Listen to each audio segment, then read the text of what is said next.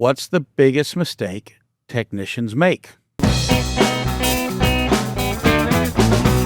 Welcome back to another episode of the Tradepreneur Show. As always, I'm your host, Patrick Summers, and I'm glad to have you here tuning in, listening. Today, we are going to be doing part two. A couple weeks ago, I did part one. Basically, essentially getting to yes. How do you get a customer to yes? To say yes to your options, to your recommendations. And it's sometimes easier than other times, right? The reality is you get a yes when there's a need. So we're going to get into that a little bit.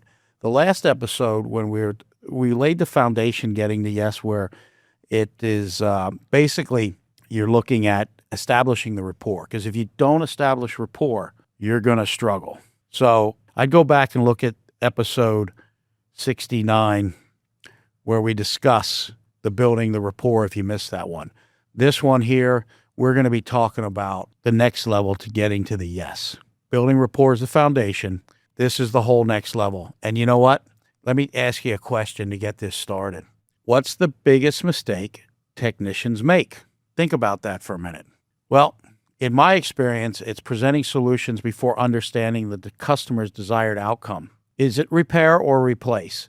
First of all, you have to establish, is the system in a replacement age or is it in a repair age? If it's in a replacement age, or if it's a significant enough issue that replacement may be a viable option, then you put the repair or replace options forward. If it's not in the replacement age or a scenario where replacement would be a viable option because the repairs or upgrades or modifications are so extensive that it might just make sense to start over, for lack of a better comparison. So, you got to find out what's the customer's need. What is their desire? So first of all, let me tell you something. There's a very popular radio station, and everybody loves this radio station. It's WIIFM. Tune in to WIIFM. What's in it for me? Everybody tunes in to WIIFM. The What's in it for me broadcasting channel, because people, that's what they care about. What is in it for me? That's what they're going to be asking themselves. And that's the question you have to answer before they ask it. So see, when you're presenting options, if they don't fully understand what the problem is, they're not going to understand what's in it for them.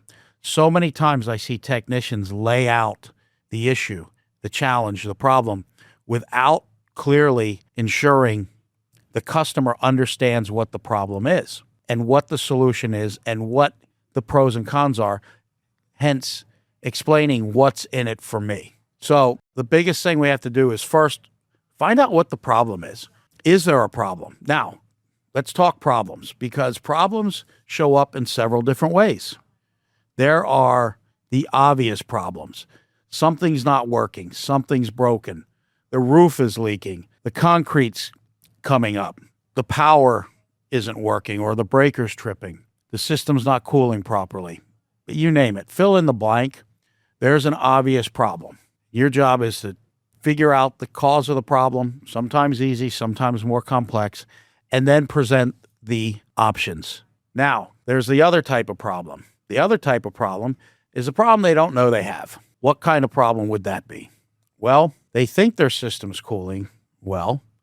They think energy bills are just high. They think that the system is noisy. That's just the way systems are. They've always had a noisy system. They think the light should dim when an air conditioner, condenser, and the compressor inside it kick on. These are problems a customer has that they don't know that it's a problem. They don't know otherwise. Listen, I give this analogy, and it could be kind of crude, but I believe you'll get the point. If you take somebody that was born without sight, right? And then you take somebody that has lost their sight, and you go to both of them and you say, listen, I have this procedure that we can perform on you. Now, the odds are good that we can give you sight. The risk is there's a 10% chance you could lose your hearing.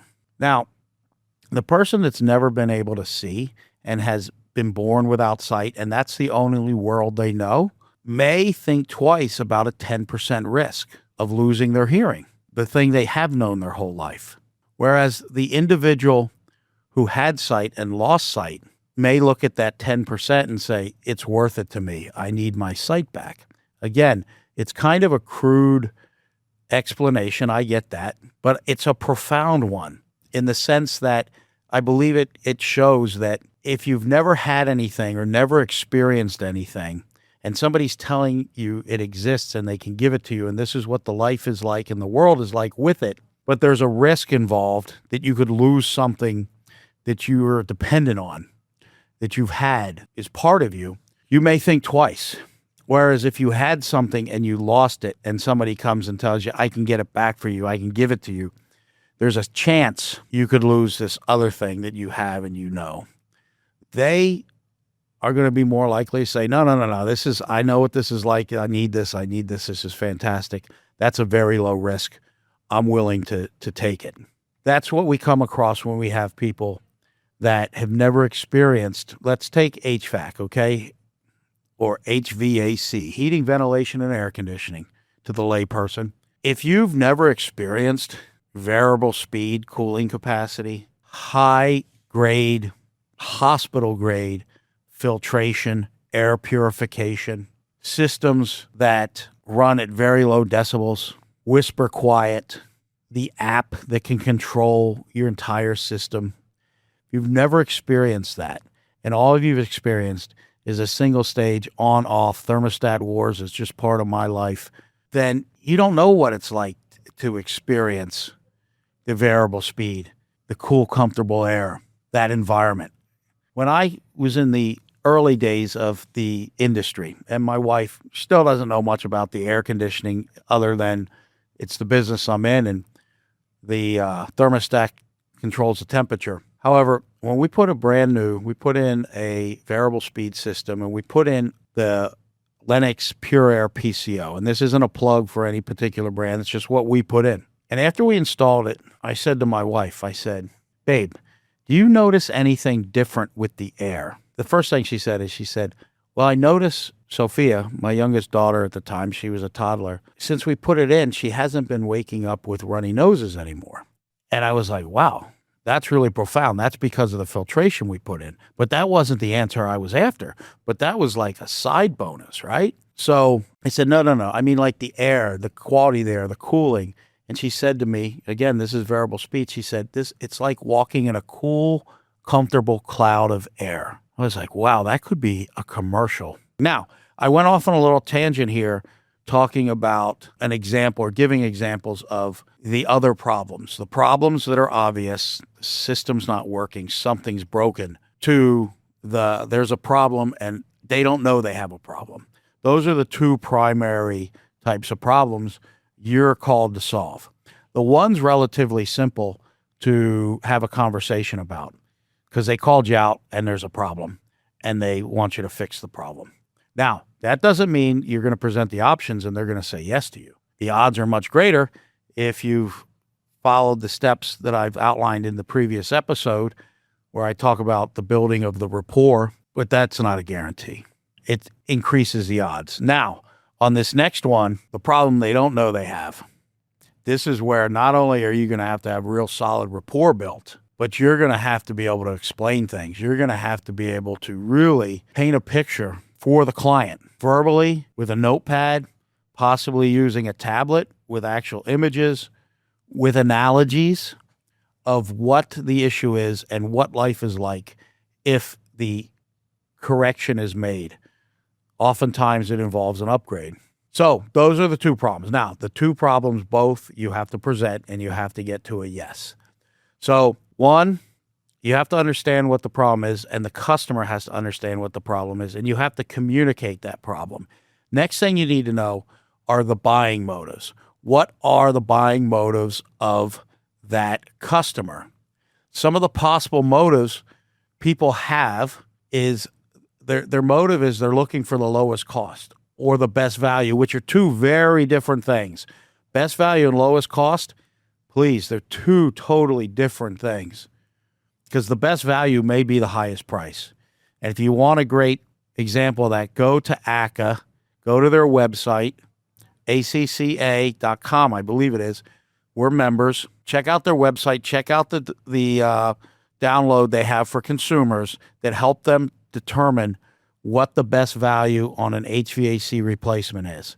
There's a whole formula you go through, and it talks about the best value, and it's not the initial cost of the system. It's the cost of the system over the life of the system. So great tool. I would check it out. So it could be health is a buying motive. Energy savings could be the longevity of the system, the warranty of the system, the technology in the system. There's a lot of geeks out there. I happen to be one of them. The technology is amazing. And with technology, oftentimes, not always, but oftentimes comes convenience. They may be looking for convenience or a resale value. Now, a resale value is we're not going to be reselling in the trade so much, except when you go to sell a home. And that's why Pearl certification is so important. If you offer Pearl certification, where the homeowner can actually get a appraisal addendum where anybody giving an appraisal on the property, if they've had energy efficiency upgrades to the home, they have to take that into consideration, the appraiser, in valuing the home. So anyways, protecting the family, very important. That's another one, critically important. But at the end of the day, you got to know which one matters. Which one is their driver? Which one is their motivator? Let's think selling cars. You go into selling cars, somebody comes on the lot to buy a car, you've got to know what their buying motives are. And part of their buying motives, you're going to discover through what they're looking for, what they're looking at. They come in and they want to look at a minivan. You may know what their buying motives are, but to assume they have a family that they want to drive around and keep safe may be the wrong assumption. It could be they have a business where they don't need a truck, but they need something like a minivan. They may have multiple passengers. They may just like it because it's easy to store the stuff that they have to transport for their business or hobby or whatever it may be. One vehicle, two different buying motives or two different reasons for that vehicle. So if you assume their buying motive is a safe, roomy vehicle for children, and then you find out that no, they actually want a vehicle that they can use for business, two different ways you're going to approach somebody, right? So you've got to understand their buying motive, what motivates them to buy. And in understanding their buying motives, you're going to understand what their fears and concerns are as well. Identifying them is very important. And that's where the establishing rapport and the discovery comes in. And simple questions like, have you ever had your system serviced before? Tell me about that. How'd the service go? How'd you feel about the results of the service? Have you ever replaced an HVAC system, a roof? Have you ever built a pool before, put in a pool? Have you ever redone your driveway? If the answer is no, they have no experience in that. They only have what they've created in their mind. If the answer is yes, they do have experience. So two totally different approaches to some extent. Obviously, the fundamentals are the same, but dealing with somebody who's had an experience, now you go into the deeper side of it. Well, what was that experience like? And usually you don't even have to ask. Usually they'll volunteer things. So have you ever had your HVAC system replaced before? I did, and I'm dreading having to do it again. The last time was a nightmare. I had a system that ran so well. It was so simple to work on. It ran forever, never had issues. And I replaced the system, and it was just so technologically advanced. It seemed like it was always breaking. It always had issues. It was temperamental. They just couldn't get it right. Okay. That's good to know, is it not? Well, what leads you to replace your system today? Well, that was in my old house. That was the experience I had. I bought this house, and it's got an old system. And, I should have thought better before buying this house because now here I am going through it again. Well, now you know what some of their fears are. So they got a buying motive, but they're not happy and joyous about this, and they've had a very bad experience. They just gave you tremendous superpower. They just gave you tremendous ability to build further rapport and build confidence and address their concerns head on. So, know their buying motives, know what the problem is. It's one of those two. They've got a problem they know they have and they need an answer to. They don't know they have a problem, and you got to bring it to their attention. And the problem in those cases is more opportunity. opportunity to improve or make better or make safer, make more efficient. The next thing is, what are their buying motives? And the part of the buying motive is also, what are their fears? What are their concerns? What are their experiences? Because fears and concerns are born out of a couple things. One, a personal experience, or living through the experience of somebody else. Okay? So, buying motive and fears. And those will create your objections. That's how objections are made, ladies and gentlemen. They are made out of buying motives and fears collide to create an objection milkshake. So most objections are simple requests for more information, more certainty, the price, more context. They need confidence. They need a spouse. They need somebody in their circle to reinforce their decision. How do they do that? Well, they seek the counsel of a spouse. They seek the counsel of a neighbor. They seek the counsel of family, friends, or the dreaded internet. Soon, or now, the dreaded AI. So they seek those counsels. Let me tell you something. If somebody goes to the internet to shop pricing, the easiest thing to overcome. Yes, I said it right here. The easiest thing to overcome. How do you do it? Well, you'll have to tune into another episode where I will talk about overcoming the internet price shopper. Done it many, many times. It's easy to do, but you got to hit all points and you got to follow a process. So they do it by, as far as getting research, they need another quote. They need to compare you to other people. If they get another quote, they're shoppers. The question is, did you put them in the market or were they already in the market? Very important. You have to address these things before they go into the market. Weldon Long, had him on the show a number of episodes ago. He has a book out, great book, Consistency Sells. He talks about walking down the sales hallway. At the end of the hallway is the sale, the opportunity to close. But you have to go down that hallway. And as you go down that hallway, he talks about the doors you're going to pass. And in those doors are rooms. The one room is going to be, I'm going to get other estimates. The other room is, I got to talk to my fill in the blank. You got all these rooms. As you go down the hallway towards the sale with the customer, you need to close those doors. How do you close those doors? You address the issue. See, a lot of times when we're presenting options, whether it's a repair, a replacement, upgrade, whatever it is, so many times when we're presenting options, we act like the doors don't exist. And we try and distract the homeowner, the customer, whoever it is, whatever industry you're in, from seeing those doors. Just kind of like, do. We'll keep walking here. Nothing to see here. Keep coming. Nothing to see here. And then you get to the end of the hall where it's time to make the close, where it's time to ask for the sale, where the magic is supposed to happen for both the client and yourself and the company. And they say, I'm going to get 3 other bids. Well, I got to talk to my spouse, whatever it may be, because you didn't address the doors. You didn't close the doors. You kept them open. You hid from them. You tried to keep the homeowner from seeing them. And now the homeowner's wanting to go back to those rooms. It's just easier to address them and close the doors. It takes practice. You got to know how to do it. You just can't wing it, but you can do it. You can close those doors. And as Weldon Long will tell you, when you go to the power of neuroscience, the mind does not like to contradict itself. So if you get them to already agree, they don't need 3 estimates. They're not going to want to contradict themselves. So keep that in mind as well. And the objections are born out of the fears, the buying motives and the fears. So you've got to overcome the objections. The objections are typically, I need more information. The only true objection, Grant Cardone says, is wrong product. Wrong product. They could be saying no because they don't like the product.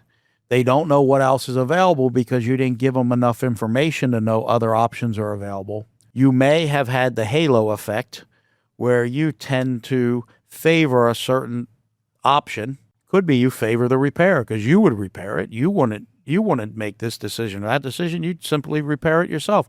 So you favor that decision and you only give them that option. Or you favor this system because it's the one you have in your house. or it's the one most people buy, so you don't give them the grand poobah option or the contractor new construction option. So the objections you've got to be able to overcome, okay, to get to yes. Now, here's one of the things. Again, this is from Weldon Long, and while it's from Weldon Long, it's something I'm a firm believer in and have been preaching from way back, and that is it's okay to get a no. No is a perfectly acceptable answer, and you have to give the homeowner permission to say no. Now, what's important is if they say no, it doesn't mean you never talk to them again and the sale is dead. Talk about that in a minute. But you get to a no, or you get to a point and you let them know. No is a perfectly acceptable answer. It's much better for them to say no, absolutely not. I am not doing this at this time, than to drag you on and on and on and nothing comes of anything. And you're following up and they're ghosting you and because they couldn't say no.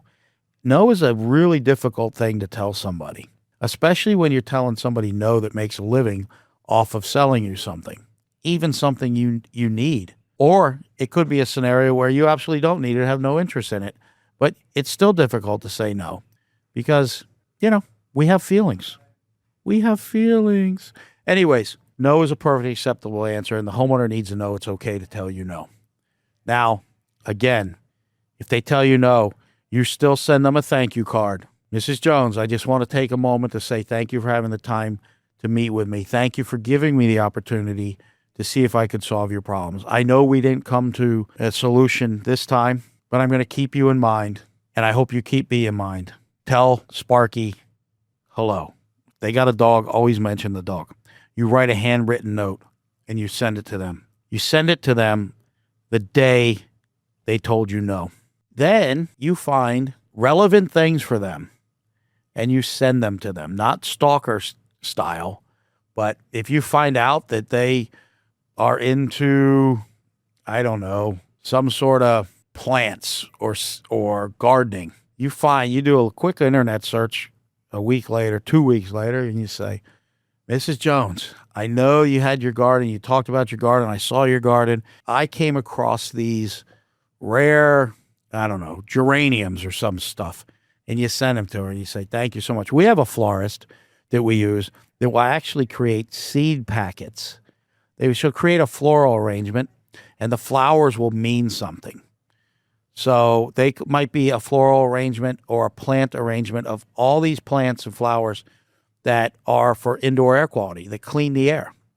And then she'll send a little seed packet with a packet of seeds that have those type of plants or something similar in it. They all have meaning. Find those things. Keep in touch with the homeowner. Keep that list handy. Have meaningful contact with them. So when they need you, they're going to follow up with you. Because if they didn't move forward with you and they didn't move forward with anybody else, they will have to move forward at some time. And who are they going to call? The person that remembers them in a thoughtful way and stays in front of them and engage with them in a thoughtful way. Now, do people do that? Do salespeople do that? Sales professionals do that. But I will tell you, the vast majority of salespeople do not do that.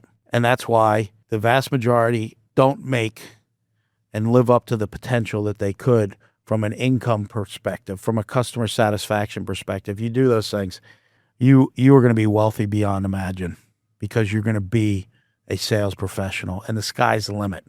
So listen, this is the quick rundown on this. Getting to yes, right? There's no magic in it. The episode, building rapport. You got to build rapport, you establish rapport. If you don't have rapport, nothing's going to happen. Think of it this way. When you go into a home, when you go into a business, I don't care if you're selling B2B, B2C. I don't care if you're selling cars. I don't care if you're selling air conditioners. I don't care if you're selling shoes. You have to establish rapport. Rapport, think of rapport as the force field. You watch these Star Wars movies and space movies, and they have force fields around the ship to protect it, or the Death Star. They have a force field. The force field can only be taken down around a human being by building rapport. So you build rapport and they turn off the shield, right? Now, once that shield is off, you can go and establish what their need is. Do they have a problem and a need that needs fixing right away? It's obvious that that's why you're there.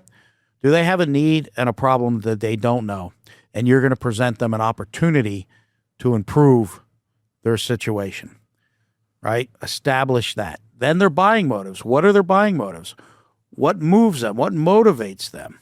The other side of buying motives are what are their buying fears? What are their fears? What are their concerns? What is stopping them from executing, from moving forward, from saying yes? You've got to address them. And then those two combine, the buying motives and the fears combine to make an objection smoothie. They form your objections. So if you know the buying motives and you know the fears, the buying fears, you now know and can set up to handle the objections. If you do not establish rapport, if you do not clearly establish with the homeowner that there is a problem and here are the solutions and here are the pros and cons, and know their buying motives and know their buying fears, you will struggle with overcoming the objections. Now, overcoming objections, that's a whole nother episode. That could be a 4-part episode. And I'm more than willing and happy to do it. But right now, master getting the rapport built and taking down the force field, and then those steps in moving to yes. Because to get to yes, you're going to get objections. Rarely will you get objections. And even if you get a yes, an objection could be, yes, I'm moving forward. I'm ready to sign the contract. However, I would like a discount. I would like to get this. I would like those you got to overcome as well, unless you're just going to lay down. So I hope this episode helped you. I hope that it gave some clarity. I'm going to continue to build episodes like this that are going to build on each other, and they'll sprinkle out. It's a science. It's a science. There's formulas. We're human beings. We have motivators. We have fears. We get stimulated. We get anxiety. We get calm. All of these things and everything you do, from the way you park your vehicle, the way you approach the home, the way you speak, the tone in which you speak, the way you listen, the way you present, all have impact on the psyche of a human being. And you can either improve or regress their state of mind and their feeling towards you and their belief. So with that said, another episode of the Tradepreneur Show. As always, thank you for your support. Thank you for tuning in. Appreciate you sharing this with anybody you think may benefit from it. Appreciate any reviews and likes, comments. Check out our website, thetradepreneurshow.com. Check there. You can find all our episodes there. You also sign up for the newsletter. Be sending newsletters out. Love your feedback. Until next time, win the day and stay great.